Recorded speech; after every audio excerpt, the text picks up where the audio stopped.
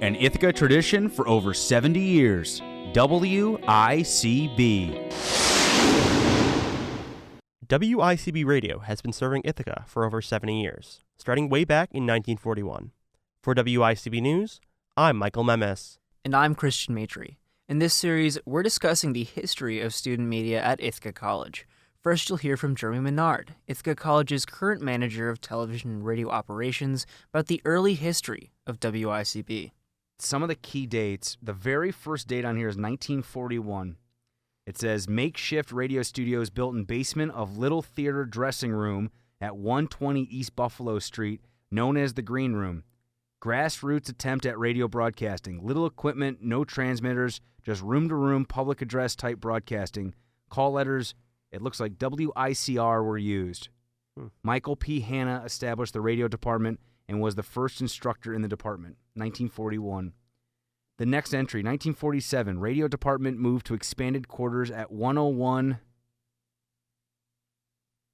East Court Street, now site of Tompkins County Public Library, known as the Radio Shack. Full-size studios and offices. Quonset hut building came from Sampson Air Force Base.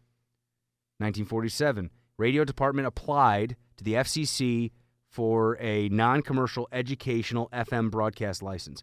1947. We always say since 1948, because in 1948, the FCC granted the license to Ithaca College, went on the air with assigned call letters WITJ-FM, operating at 88.1 with 10 watts.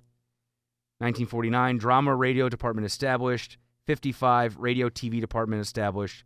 And then in 1957, new radio TV center opened at 124 East Buffalo Street, complete radio and TV facilities.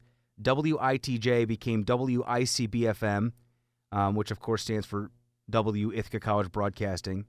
WITJ became WICB-FM and was assigned a new dial setting of 91.7, still with 10 watts. So when people ask me about the history, it sounds like 1941 is when radio started within Ithaca College students. 1947 is when the license was applied for. 48 to me is the start of WICB. So how old is WICB? I would mark 1948 in my opinion, because that's when the FCC recognized the station as a non-commercial educational channel and licensed. And it started out 88.1 WITJ. And then I guess another key date then is March 1st, 1957, because that became WICB 91.7 FM. In 1964, Rudy Pelangeli, a 1954 graduate, became the radio director for WICB. He served in the position until 1983. During that time, the station played a variety of different things, according to Toll Tompkins, who attended Ithaca College from 1969 to 1972 and has compiled historical information on the student media outlets at the college. FM was always, when it went on the air, back even when it was not called WICB-FM, was sort of a traditional college station at the time. So there would be interview programs, there would be public affairs programs, there would be a broadcast of the music department doing a symphony, for example. And I think there were even some instances where they broadcast plays on the radio. So very traditional, kind of old-fashioned radio back then. And when they didn't have those kinds of programs available, they would play records, because that's what you played back then, was records. So it was not really formatted. You couldn't tune in the station and say, I know what I'm getting when I tune in. It depends on when you tuned in and what was on at the time. So, that was what college stations did back then. The station moved to the basement of Dillingham in 1968. The layout of the station looked a lot different than what it does now. I saw the studio, your current studios, recently, and the difference, I think, was that many of the programs, especially on the FM side, were done with an announcer or announcers and a separate engineer. So the control room could have been used by one person, but many times there was an engineer there, and then there was a larger studio next to it, and the on-air people were there. And, it wasn't really necessary. It was kind of cool to do it that way. And of course, everybody got to learn how to engineer. The format then was Adult Top 40. However, that has obviously changed. Peter King went to the school from 1974 to 1978 and got to see some of the evolution of the station during and after college. Later, the format evolved into a really great album rock format.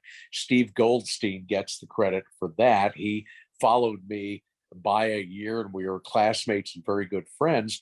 And he's the guy who really helped turn it into an even bigger force. There are a lot of specialty shows. Recollections, the oldies show I told you about. We used to run American Top 40 with Casey Kasem, only college station in the country to run it, because two alums worked for the show over at Watermark, the syndicator.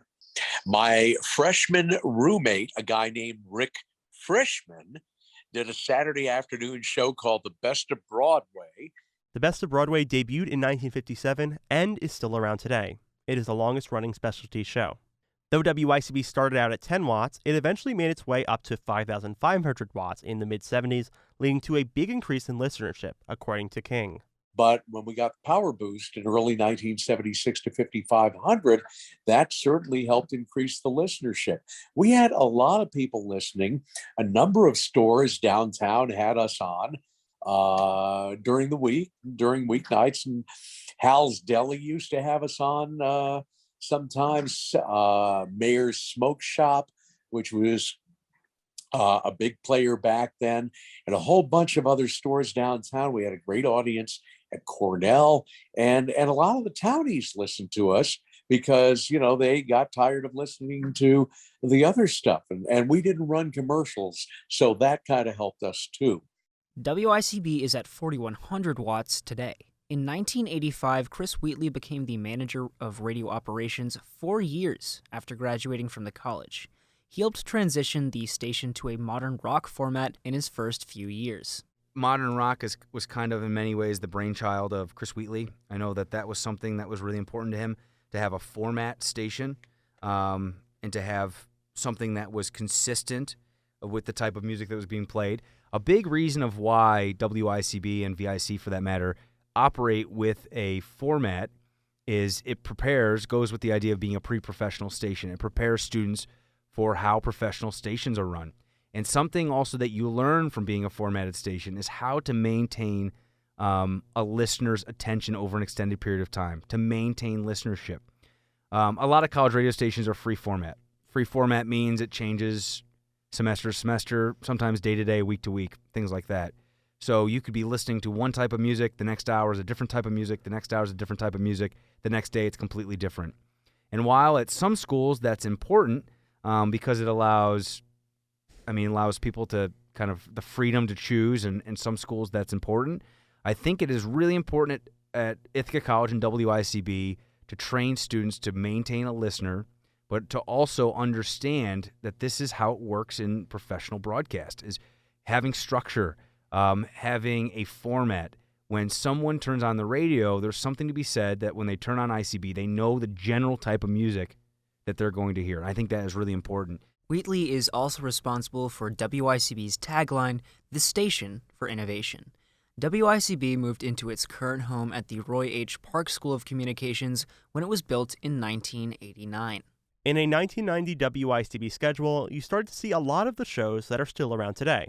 There was City Rhythms, which is now Weekend Rhythms, Jazz Impressions, Blues Progressions, Looking Back, Reggae Explosions, Sunday Morning Jazz, Sports Talk, and Hobo's Lullaby. In 2003, WICB added an emergency generator, becoming the first radio station in Tompkins County capable of functioning without electric power. In 2017, Menard took over for Wheatley as the manager of radio operations. WICB continues to be one of the top college radio stations in the country and wins awards yearly across their departments. Next time, we will talk about WICB's sister station, VIC, soon after a very important event in the station's history. For WICB News, I'm Michael Memis. And I'm Christian Maitre.